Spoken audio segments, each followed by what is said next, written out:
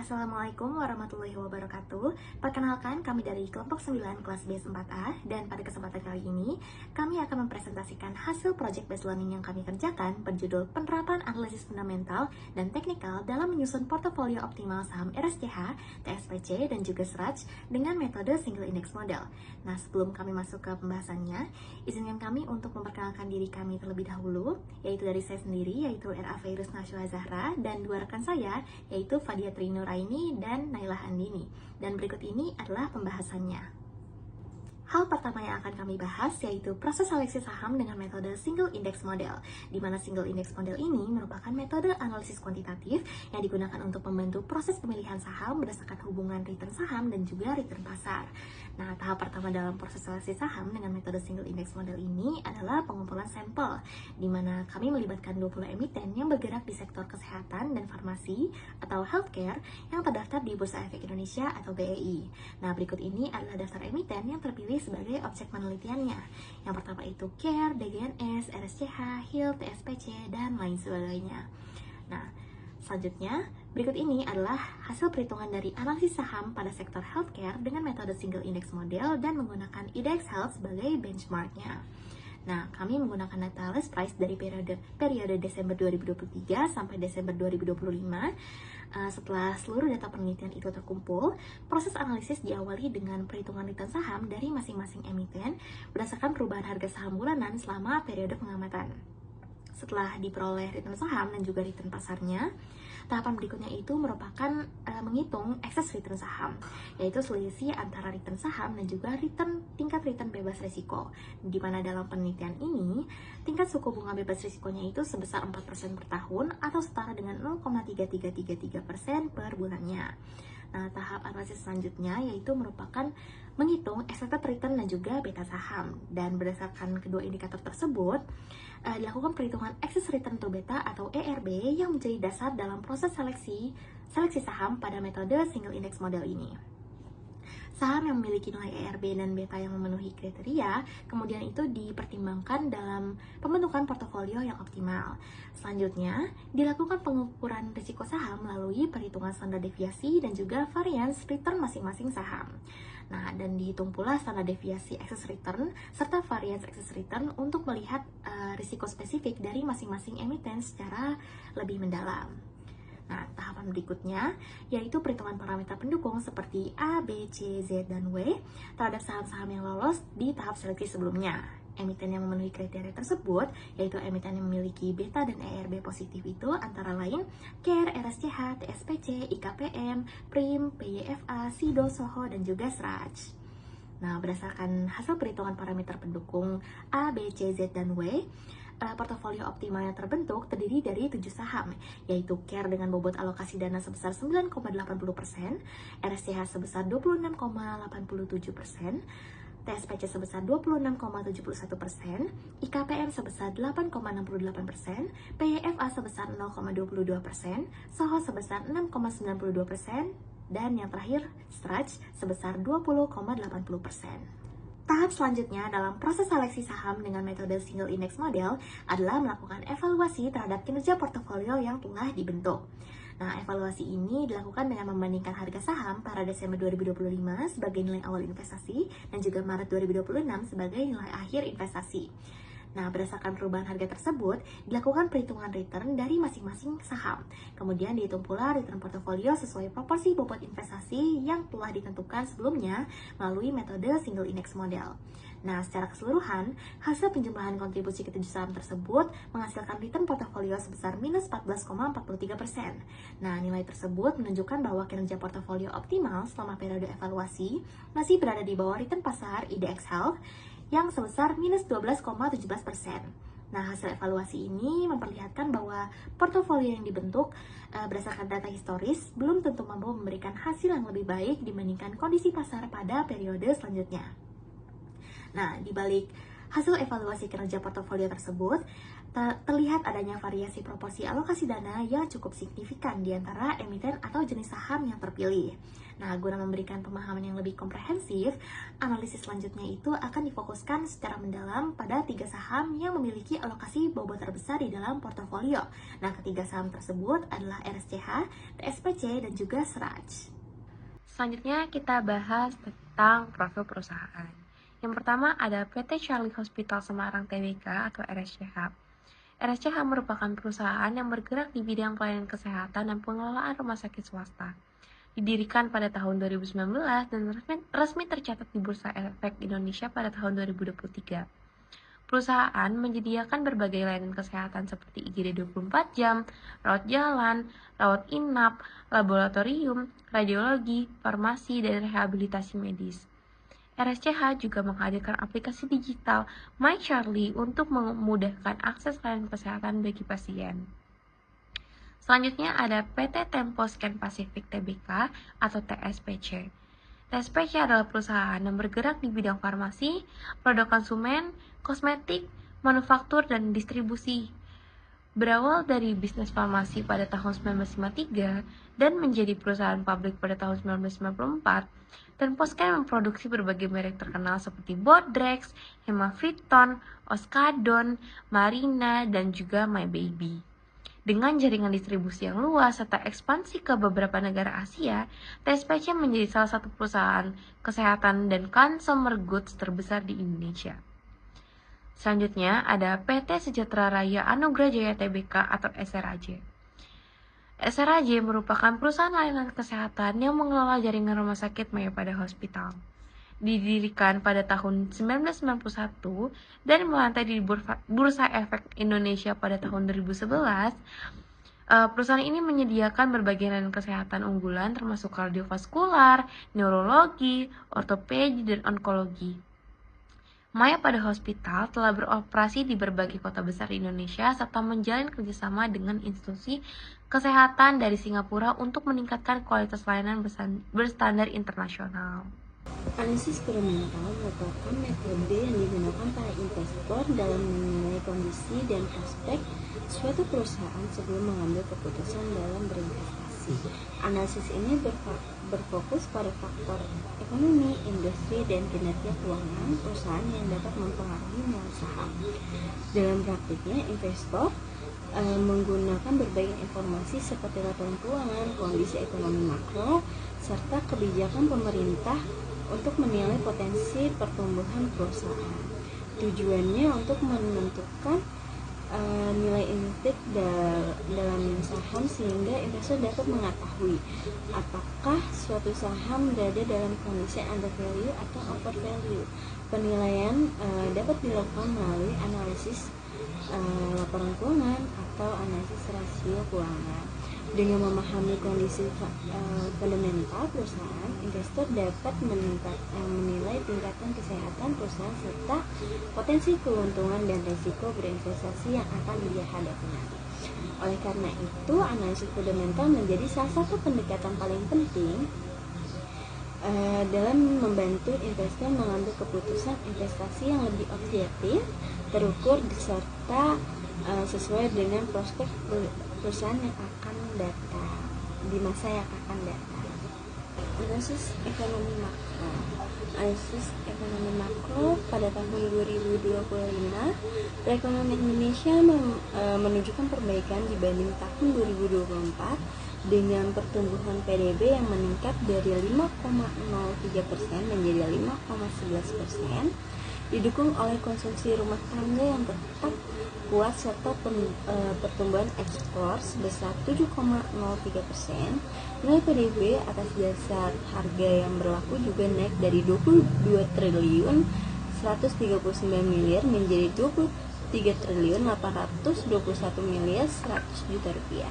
Sementara PDB per kapita meningkat dari 78 juta 600 menjadi 83.700. Dari sisi produksi, sektor lain juga mengalami pertumbuhan sebesar 9,93% dan menjadi salah satu sektor dengan pertumbuhan tertinggi.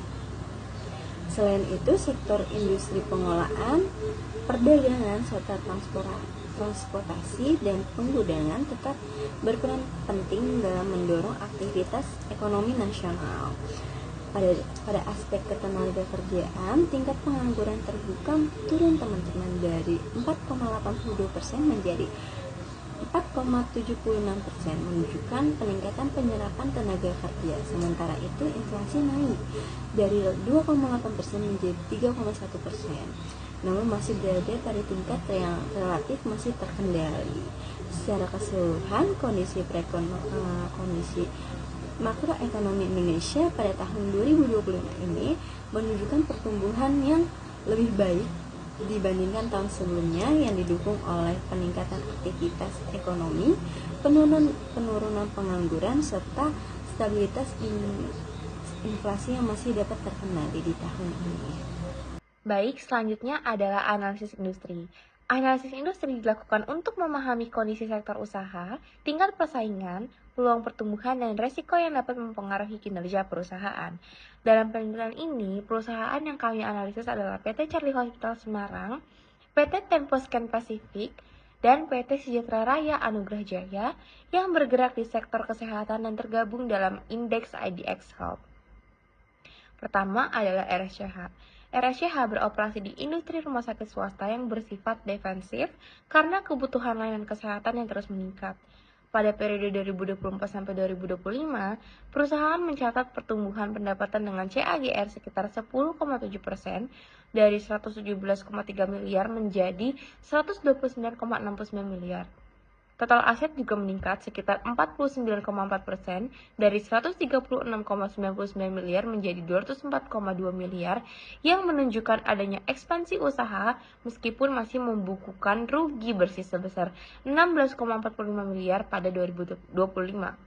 Nilai tersebut lebih rendah dibandingkan tahun sebelumnya sehingga mengindikasikan perbaikan kinerja yang operasional. Selanjutnya ada TSPC. TSPC bergerak di industri farmasi, produk konsumen, kosmetik, manufaktur, dan distribusi yang memiliki permintaan relatif stabil. Perusahaan ini didukung oleh merek-merek yang kuat seperti Bodrex, Hemaviton, dan Marina, serta jaringan distribusi yang luas. Pada periode 24-25, TSPC mencatat pertumbuhan pendapatan dengan CAGR sekitar 7,4% dari 15,2 triliun menjadi 16,3 triliun, serta pertumbuhan aset sekitar 6,8%. Perusahaan juga mampu mempertahankan laba bersih yang positif dan stabil yang mencerminkan fundamental yang kuat. Selanjutnya ada SRAJ. SRAJ melalui jaringan Maya pada hospital berfokus pada layanan kesehatan yang premium. Pada periode 2024 sampai 2025, pendapatan perusahaan tumbuh dengan CAGR sekitar 10,6%, dari 2,34 triliun menjadi 2,58 triliun. Sementara, total aset meningkat sekitar 34,1%, dari 5,68 triliun menjadi 7,62 triliun. Pertumbuhan tersebut didukung oleh ekspansi rumah sakit dan pengembangan fasilitas medis modern. Namun, perusahaan masih mencatat rugi sebesar 198,79 miliar pada 2025 akibat tingginya biaya ekspansi dan beban keuangan. Pembahasan selanjutnya yaitu mengenai analisis laporan keuangan dari ketiga emiten, yaitu RSCH, TSPC, dan juga SRAJ. Dan di sini kita akan melihat dari sisi rasio likuiditas terlebih dahulu. Nah, di sini dapat kita lihat hasil perhitungan dari analisis rasio likuiditas dengan indikator current ratio, quick ratio, dan juga cash ratio. Nah, di sini TSPC itu secara konsisten menunjukkan posisi likuiditas yang paling sehat di antara ketiga emiten, dengan current ratio stabil di kisaran 3,09 sampai 3,15 dan cash ratio di atas 1,5 yang mencerminkan kemampuan yang sangat memadai dalam memenuhi kewajiban jangka pendeknya. Nah, untuk SRAJ itu mencatat pemulihan likuiditas yang paling signifikan. Current ratio melonjak dari 0,32 menjadi 1,57 dan cash ratio dari 0,11 menjadi 1,13 yang mengindikasikan adanya penguatan posisi kas yang signifikan. Nah, ini kemungkinan besar didorong oleh aksi korporasi atau pendanaan baru dalam rangka ekspansi. Nah, untuk RSCH di sini justru mengalami pelemahan pada seluruh rasio likuiditasnya, dengan current rasio turun dari 0,75 menjadi 0,52 dan cash rasio yang hanya mencapai 0,12 pada tahun 2025, yang menandakan adanya tekanan likuiditas yang perlu diwaspadai mengingat nilai-nilai tersebut itu masih berada jauh di bawah angka ideal, yaitu 1. Selanjutnya, kita akan melihat dari sisi rasio solvabilitas dengan indikator debt to equity ratio dan juga debt to asset ratio. Di mana di sini TSPC kembali menunjukkan kondisi yang paling konservatif dan juga stabil dengan debt to equity ratio hanya sebesar 0,35 dan debt to asset ratio sebesar 0,26 pada tahun 2025, yang mengindikasikan bahwa struktur pemodalannya itu didominasi oleh ekuitas sendiri dengan ketergantungan terhadap utang yang sangat rendah. Dan untuk RSCH mengalami peningkatan debt to equity ratio dari 0,31 menjadi 0,55 dan debt to asset ratio dari 0,24 menjadi 0,32, yang mencerminkan adanya penambahan utang seiring ekspansi aset. Namun kedua rasio tersebut masih berada pada level yang tergolong aman karena jauh di bawah angka 1. Nah, yang perlu mendapat perhatian serius adalah SRAJ, di mana debt to equity ratio ini melonjak drastis dari 2,1 menjadi 4,71 dan debt to asset ratio dari 0,68 menjadi 0,82, yang menandakan bahwa hampir seluruh aset perusahaan kini dibiayai oleh utang dan beban finansial, sehingga risiko solvabilitas perusahaan ini tergolong tinggi dalam jangka menengah. Lalu di sini kita akan melihat dari sisi rasio aktivitas dengan indikator total asset turnover, fixed asset turnover, inventory turnover, dan account receivable turnover. Di mana di sini TSPC kembali menunjukkan kondisi yang paling baik dengan total asset turnover dan fixed asset turnover yang secara konsisten itu berada di atas angka 1, yang mencerminkan kemampuan perusahaan dalam menghasilkan pendapatan yang berlipat-lipat dari basis aset tetap yang dimiliki, didukung pula oleh account receivable turnover yang membaik.